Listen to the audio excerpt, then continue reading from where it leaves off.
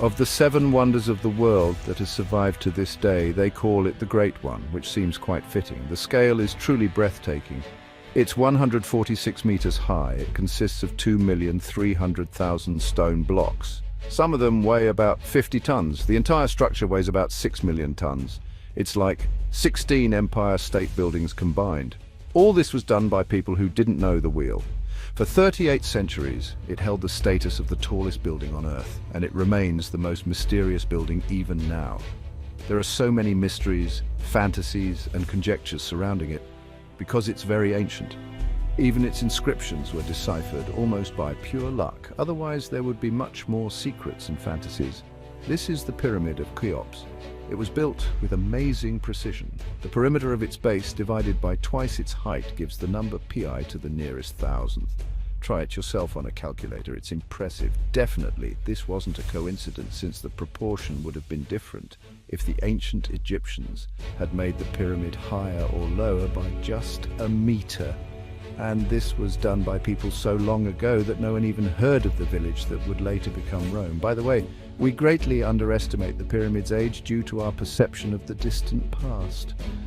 Take the last queen of Egypt, the legendary Cleopatra. She was born in 69 BC. That is 2090 years ago, or 2091, whatever. We involuntarily perceive her as the same age as the pyramids. She was the Queen of Egypt, after all, but the construction of the Great Pyramid ended around 2540 BC, and it started 20 years earlier. That is almost 2,500 years before Cleopatra was born. Just think about it. For Cleopatra, the Pyramid of Cheops was more ancient than Cleopatra herself. For you and me, doesn't this blow your mind? Therefore, we perceive many things about the Great Pyramid's internal structure as something bizarre and mysterious, precisely because we are so far from fully understanding how people of that era lived, thought, and what they were driven by. But somehow, we still need to satisfy our boundless curiosity. In this video, you'll find out what's inside and under the Egyptian pyramids, what unusual things were recently discovered there, where are the priceless artifacts in the pharaoh's body, and so much more. What do the Egyptian pyramids hide inside and under them? Thank you. The construction of the Great Pyramid is a marvel of ancient engineering. The precision with which the stones were cut and placed is extraordinary. Each block fits so perfectly that even a piece of paper cannot be inserted between them. This level of accuracy is difficult to achieve even with modern technology. The methods used by the ancient Egyptians to transport and lift these massive stones remain a topic of debate among scholars. Some theories suggest the use of ramps, while others propose more advanced techniques that are still not fully understood. The alignment of the pyramid with the cardinal points and its astronomical significance further add to the mysteries surrounding its construction. It is said that the pyramid was built to align with the stars, serving not only as a tomb, but also as a celestial observatory. The more we study the Great Pyramid, the more we realize how much we still don't know about the ingenuity and capabilities of the ancient Egyptians. Cleopatra's reign and the construction of the Great Pyramid are separated by millennia, yet they are often intertwined in popular imagination. Cleopatra was born in 69 BC, a time when the Great Pyramid was already ancient. The pyramid was completed around 2540 BC, making it nearly 2,500 years older than Cleopatra. This vast span of time highlights the incredible longevity of Egyptian civilization. Cleopatra herself was well aware of the ancient heritage she inherited. She ruled a land steeped in history and tradition, with monuments like the Great Pyramid serving as constant reminders of Egypt's glorious past. The fact that the pyramid was already a wonder of the ancient world during Cleopatra's time speaks volumes about its enduring significance. It is a testament to the vision and ambition of the pharaohs who commissioned its construction, and to the skilled laborers who brought that vision to life. How can you get inside the pyramid? Initially, there was only one entrance to the Great Pyramid, the one made by the builders. It's located on the north side, 7.9 meters east of the pyramid's center line. This distance is equal to 15 royal cubits. The Egyptian measurement system was based on the proportions of the human body. The cubit was the main measurement unit and was equal to the distance from the elbow to the fingertips. So, the builders of the pyramids applied the common cubit, while the royal cubit was used to determine the size of the inner rooms with the pharaoh's coffin. But although this is the original entrance, another one is used more commonly, the so-called robber's tunnel. Such a strange name comes from the very nature of the passage. It was built, no one knows when, by robbers who ransacked the tombs for centuries. This happened thousands of years before Lara Croft. Scientists still haven't come to a consensus on when and who got so confused as to gouge a passage as long as 27 meters in solid masonry. The robber's tunnel ends with a junction. There is a passage from the original entrance from above that goes down, and an ascending passage going up. So, let's start our creepy walk with the ascending passage. Why creepy? Because as soon as you go in the aisle, it feels quite unpleasant. And it's not about the curse of the pharaohs or other mysticism, it's just that the passage is narrow, dark, and stuffy. The air is stale and heavy. In general, it wouldn't appeal to impressionable people and those who have even the slightest claustrophobia issues. Another junction lies 39.3 meters away and has a horizontal passage and the entrance to the Grand Gallery. Let's go ahead. First, the atmosphere is the same, cramped, dark, stuffy, and gloomy. But something special waits for us in the end. The horizontal passage ends with the Queen's tomb. Yes, not only Pharaoh Khufu, but also his wife was buried in the pyramid. The Queen's chamber lies exactly in the middle between the pyramid's northern and southern sides. Its dimensions are 10 cubits from north to south and 11 cubits from east to west. It has a gable roof 6.3 meters high. At the east end of the chamber, there's a niche 4.7 meters high. It was originally about a meter deep, but treasure hunters have significantly deepened it in the hopes of finding something valuable. Unfortunately, if there was something valuable in the Queen's chamber, then it was stolen by robbers long before Herodotus, who was widely known as the father of history. It's easy to understand robbers in those days.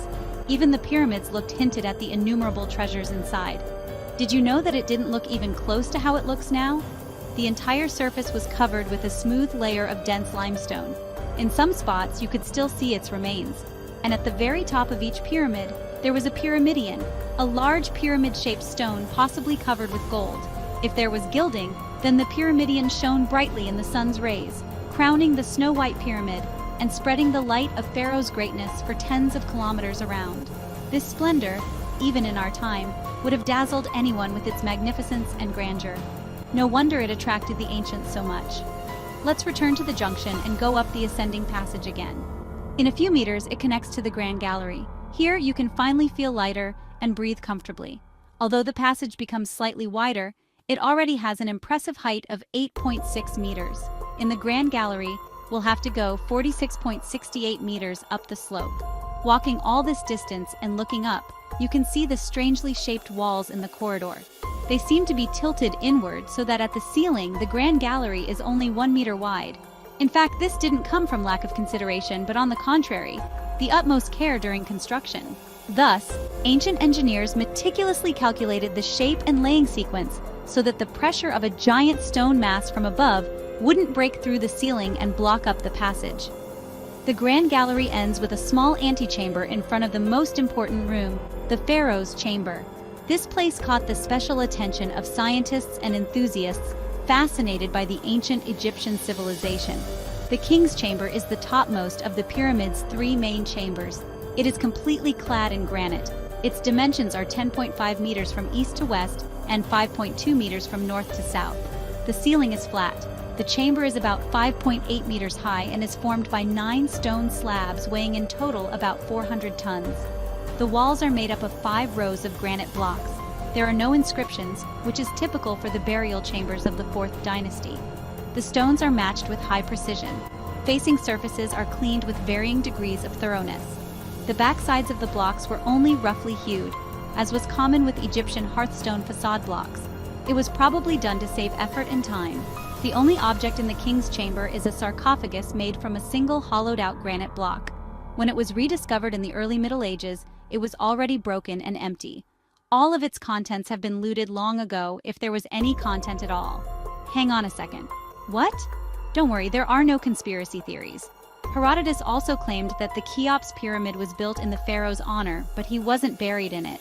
There weren't found any funeral-themed images or inscriptions on the walls of his burial chamber. And in those days, making such inscriptions in a room where no one was buried was considered great blasphemy. Many modern scientists follow this theory, believing that there are still rooms in the Great Pyramid that haven't been discovered, and the pharaoh's body may rest in one of them. And along with it, the priceless artifacts of an unimaginably ancient and amazing civilization. And by the way, the latest research indicates that all this may turn out to be not far from reality after all. Later in this video, you'll find out what we are talking about. Despite slight frustration that naturally comes from seeing the gaping emptiness of the sarcophagus, very few people remain disappointed when they get into the pharaoh's tomb. Touching such an unimaginable antiquity, such an original and great civilization is bound to impress you. But this isn't the end of our journey, but only the beginning. From the very top, we still have to go down to the very bottom. To do this, let's go back to the intersection and go further down the descending passage. Here, you'd have to go the longest distance of 72 meters.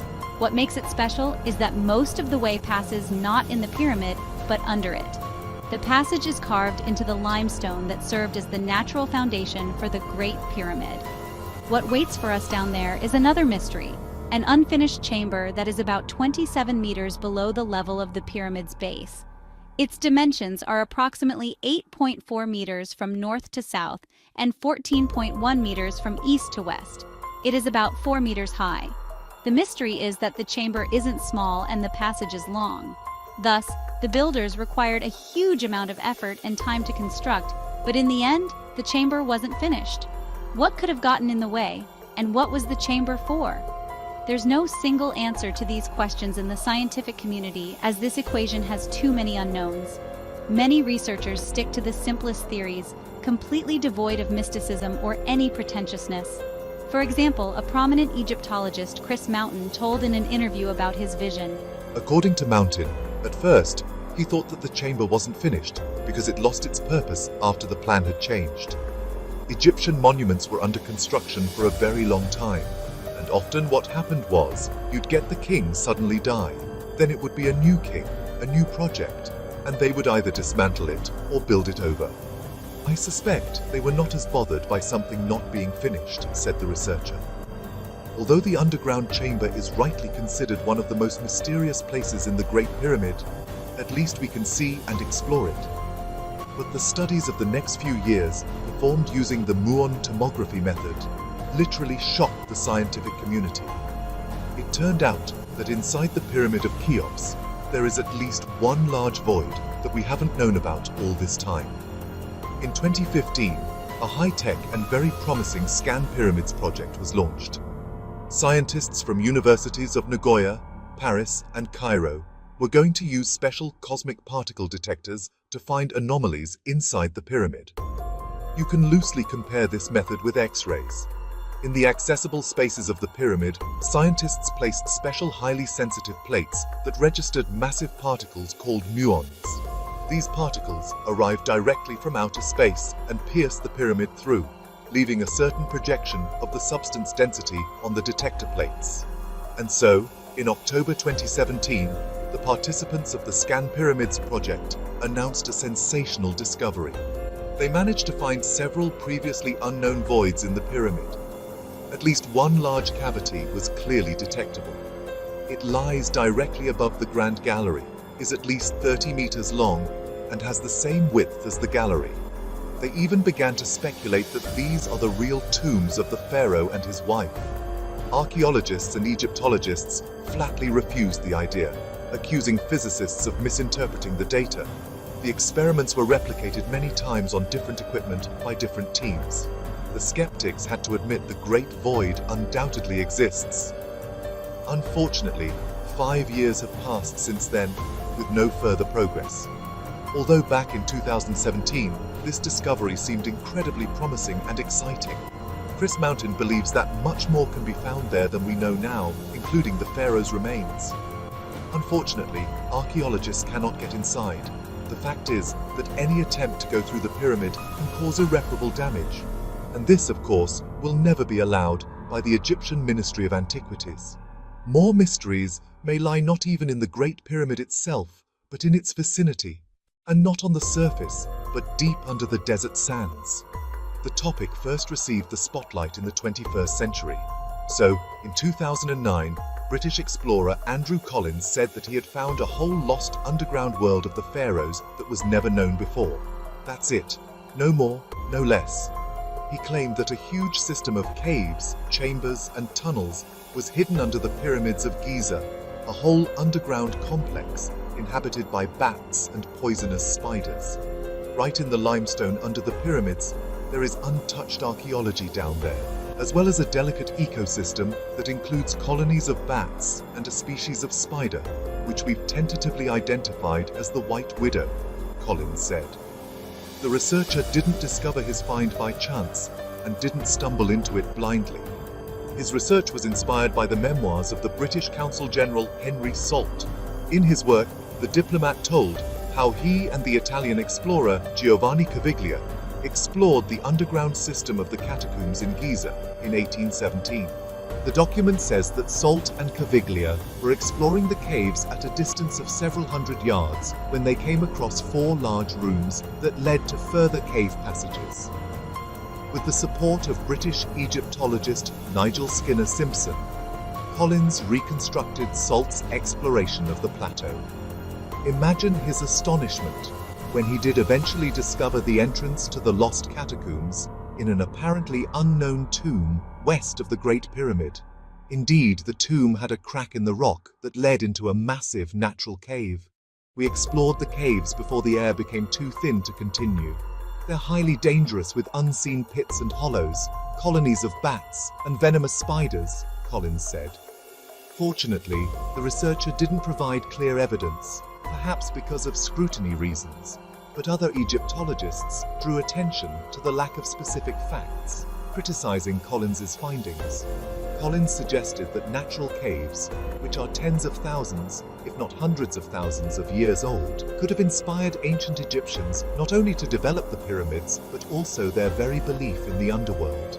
Indeed, Giza was known in antiquity as Rostau, which means mouth of the passages, and it is believed that these passages led to the mysterious space underneath. Quite likely, a reference to the entrance to a subterranean cave world, one long rumored to exist beneath the plateau, Collins told Discovery News.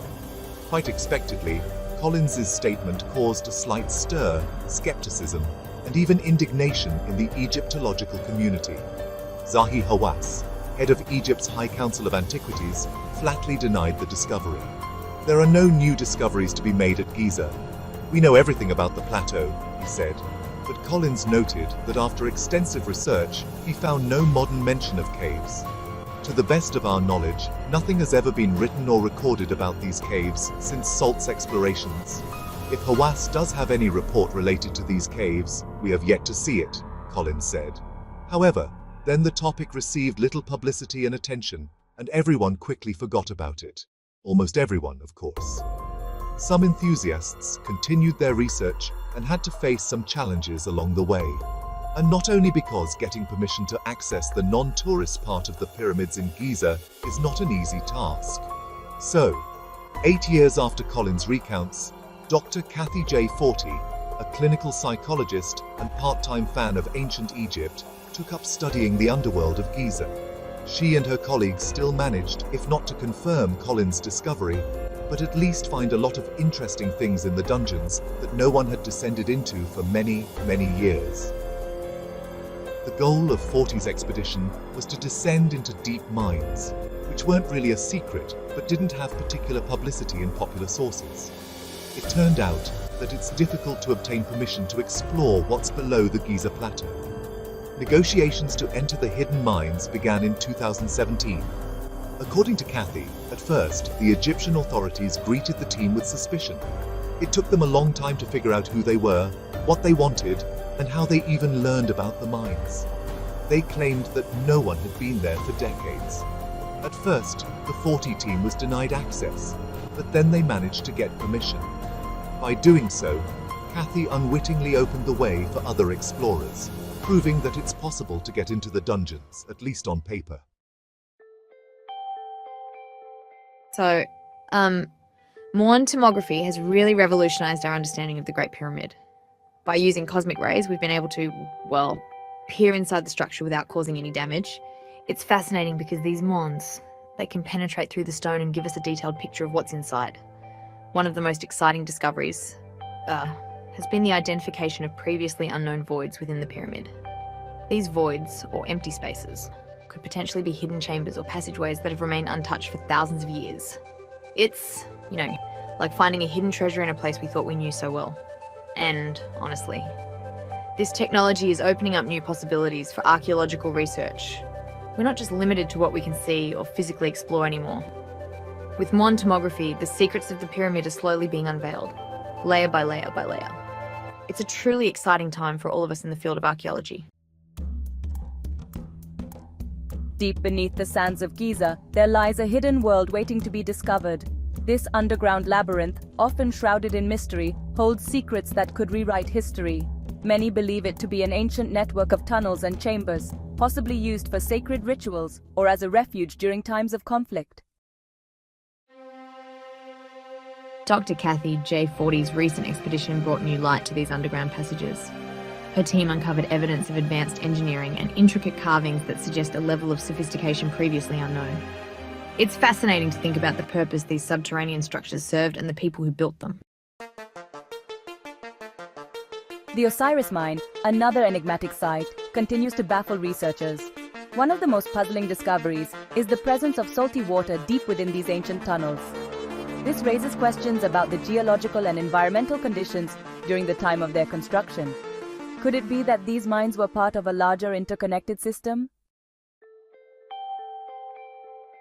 As we conclude our journey through the Great Pyramid of Giza and its surrounding mysteries, it's clear that there is still much to uncover. Each new discovery brings us closer to understanding the incredible achievements of ancient Egyptian civilization. The future holds endless possibilities for exploration and revelation. Thank you for joining us, and we look forward to the next chapter in this ongoing adventure.